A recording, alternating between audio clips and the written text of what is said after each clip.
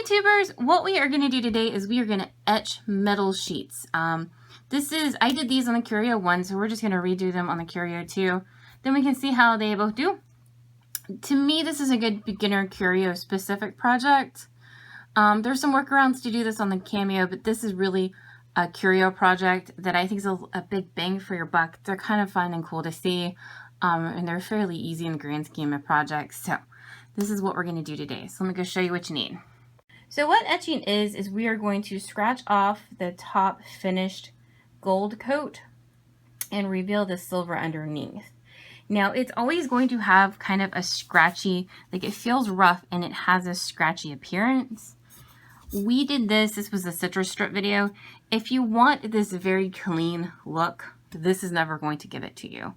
So understand and pick your battle here. So if you want this, you do better off with adhesive vinyl and citrus strip.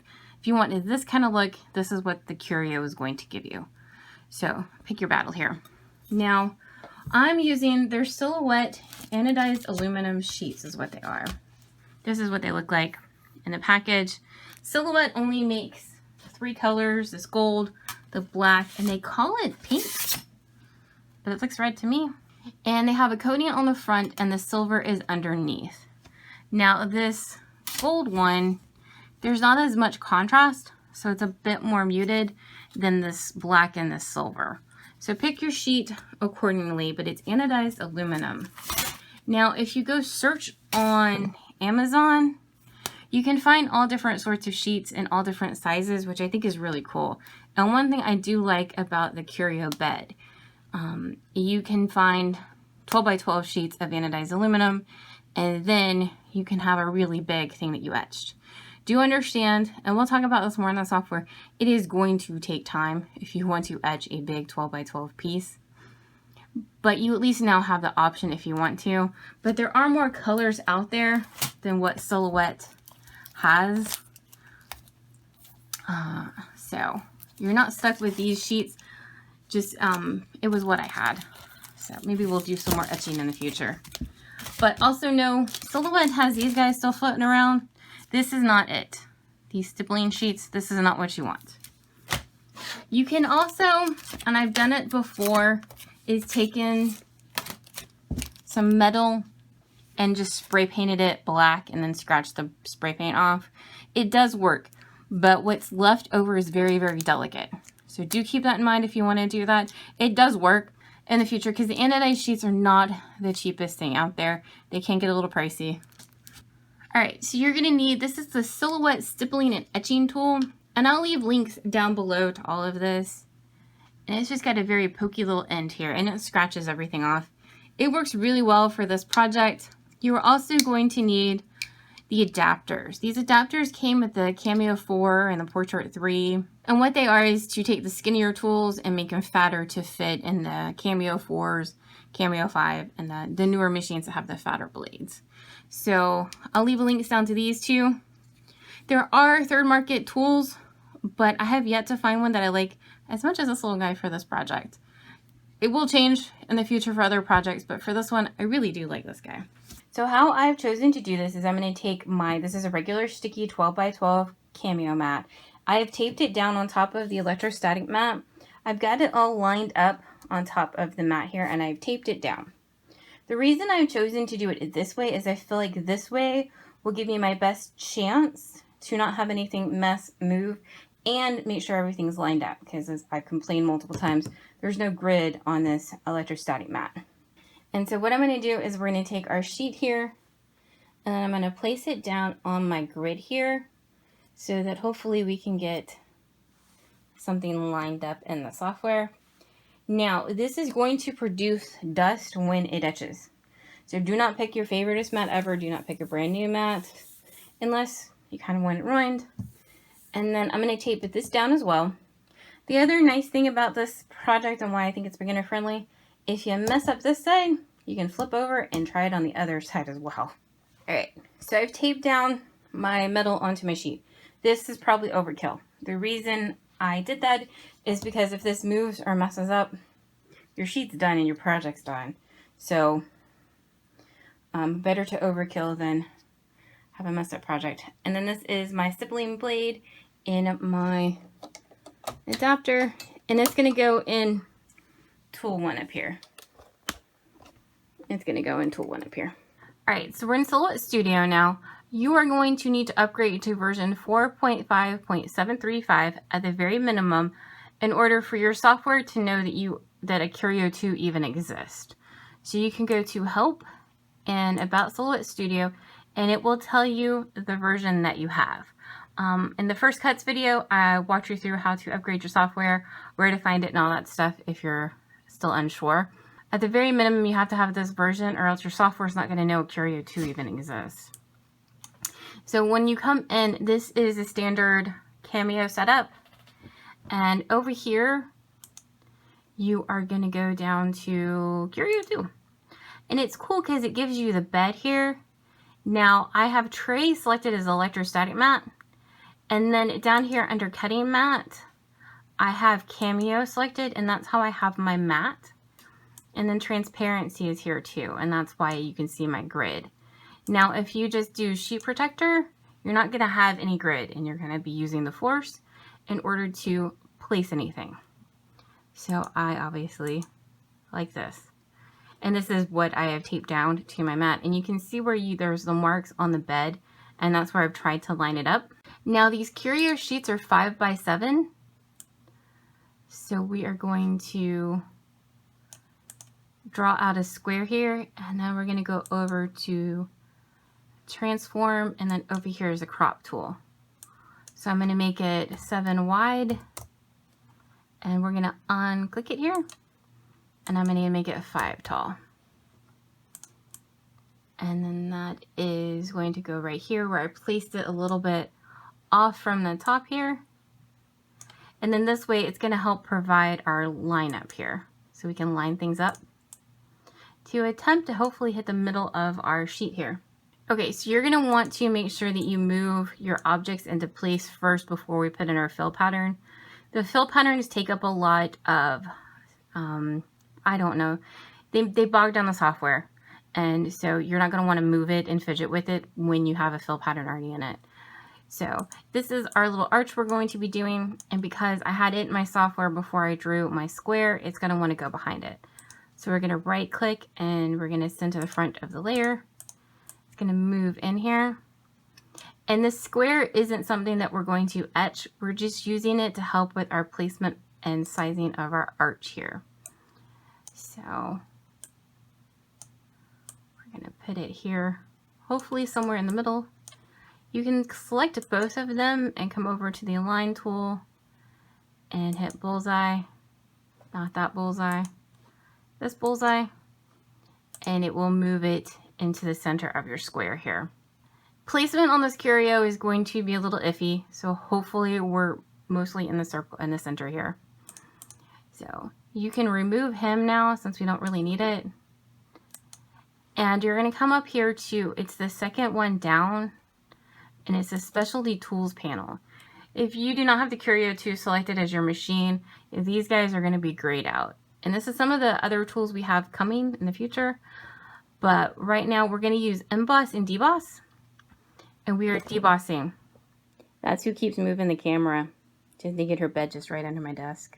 She decided to ditch me for the sofa. Not that I blame her. So we are in our specialty tools. We are debossing. Embossing is going to flip it. So we are debossing. And then these are our fill patterns. So make sure your object is selected here. And then these are our straight lines. These are our concentric circles. It's going to fill in circles. This is our hash fill. And this is the one that's going to get you the most coverage and take the longest. And then this is a spiral, and it spirals out from the center. Now, how this works is you pick your fill. And so like this one's really far apart right now. And so see down here where my 1785 is. If I do this fill, it's just going to outline those letters. There's nothing in it to actually fill it, and more than likely you're not going to see it. So what you can do on spacing here is squish it down. When it gets this far, this is as far as it can go. And this is why I told you to make sure it was in the right place first. These are all the lines this is going to draw. You and that machine are going to be there a minute. Now, if you pick a further out one, you and the machine are not going to be there as long. And so, because I said in another video that etching can take hours, and it absolutely can. A lot of that depends on you and what design you have done. So, and what design you've done and what fill you've done. This little hash one is going to be the most time consuming one, because as you see, you are potentially putting in a lot of lines for this software to draw, or for this machine to draw. Now the cool thing, or the nice thing, is you're not doing anything. The machine's doing the work. So basically, pick your pattern. Now the concentric circles are not going to have an angle down here. The hash will, and what it means is it just turns it so from being flat to at an angle, and then the straight lines as well. And that's all up to you and how you want to do this. All right, so here is what I have picked. I did 0.0110. I like the columny kind of look that the concentric circles give. This is normally my favorite. Now we are going to go send it over to our send panel. It's probably going to do some kind of cardstocky thing here. The reason why is that blue adapter that we're using is telling the Curio here that we have a pen in there, which we don't. We're just kind of lying here. So you can come down here to metal etching sheets. We are etching. So we're going to etch, and we are using the etching tool. And obviously we're etching. Once again, I probably am weaning with my settings here a bit. The reason being is that if you mess up a sheet, there's no undo button for it. It's really hard to kind of salvage. So I like to come down here with a force of 10, probably a speed of 5. And then I like to do multiple passes, increasing the force, rather than a lot of force right off the bat. So, and realistically, I'm probably being too cautious, but better cautious than burning through a lot of metal sheets. So we're going to do a force of 10 and a speed of 5. So my Curio 2 is down here, and we're going to hit send, and it's of course going to give me this message. My Curio 2 is ready. It says you can put this on the electrostatic bed. I'm just being extra cautious. It's going to tell me this because we're using that adapter, because Silhouette has not released any tools for this Curio 2 yet other than the auto blade. And we're still using, it's going to auto detect our material. So when I hit the send button, this is carriage 2. It's where your auto thickness detection is. What's going to happen is it's going to come over and lower down where the start of your design is. So it'll measure that thickness, and then this guy's going to start etching for us.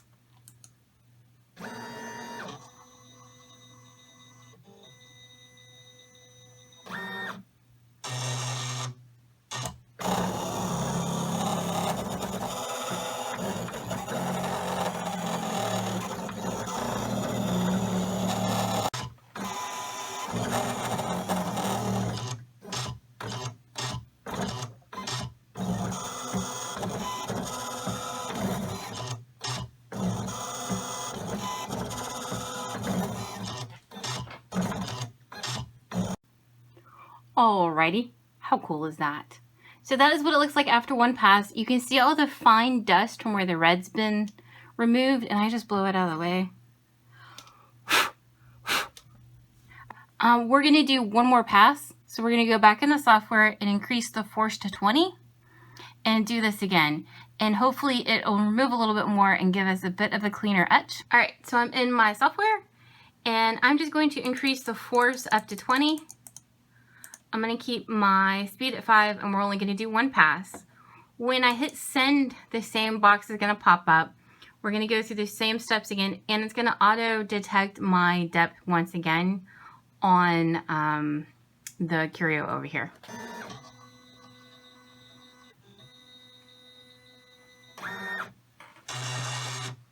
It comes in at the start point.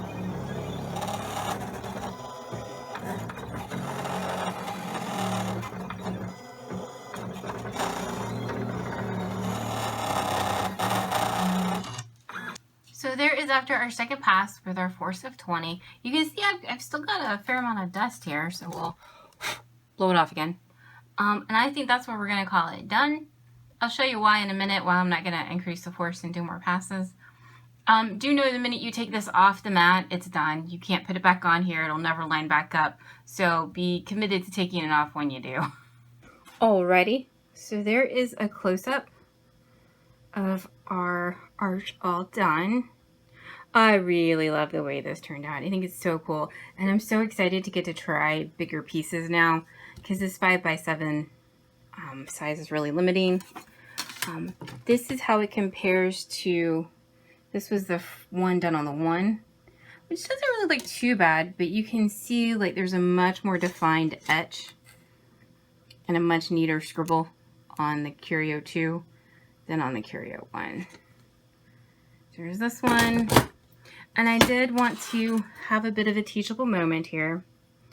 This is one of the ones I was doing. I increased the force past 20, and I think what happened is it got, because it was rough, it got off track. And see, obviously this piece is now ruined. You can totally use the back, big fan of that. But I think that's, and this is specifically illustrates the reason I say to take it easy, to keep your speed slower and your force lower, and then build up to them, because you mess it up when you go too much. So, and I did want to show you, this guy is the bulldog from the little teaser video if you saw him. And I did him in the hatch pattern where it goes one way and then the other. And the first one, I did him in the concentric circles. So this is the hatch. With the hatch, and if you want to look really closely, you can see that it did this section and it did this section last, I think. So if you really, so what happens is it goes through and does one section and then comes back and does it the other way. And since it doesn't do all of the up and down and then all of the side to side, you're gonna get differences in finish, and that's what's happening here. So if this bothers you, now up and down, you're really not gonna see them as much. So like if it's hanging on the wall, now you can really see it because we're 2 inches from it and we're really looking for it. Now if this bothers you, you can go in with those vertical lines and do all your vertical lines and then set it and do it again in another pass, do all the horizontal lines. That would get rid of this. This guy was also really rough when it went through. So I would keep him, I would really make sure to keep this guy at a lower force, because I think if you went with a higher force, even as high as 20, it would probably get off track. So, and that's what I'm talking about. I don't know if I really talked about this before, but this is what I meant with the horizontal lines. You could do all the horizontal lines and then use that angle, make them 90, and then go back through if you wanted to. So this is my little tester. So those are all the different little patterns, and then this is the same design in different patterns. So this was, I think, concentric circles. That's the hatch, and then I did it a couple times where the first one was 90 degrees, and then the second time I turned it using that angle. And then this is the hatch as close together as I can get it, I think in 2 passes. So I would suggest when you first get your machine and you want to try this, to take one of these little sheets and make it a tester and kind of get the hang of this and what you want, how it looks, and all that kind of jazz. So I hope that gave you a good overview of how to etch these little aluminum sheets. If you have any questions, let me know down in the comments and I'll do my best to answer them. Please like, subscribe, and follow and all of that jazz. Thank you so much for watching.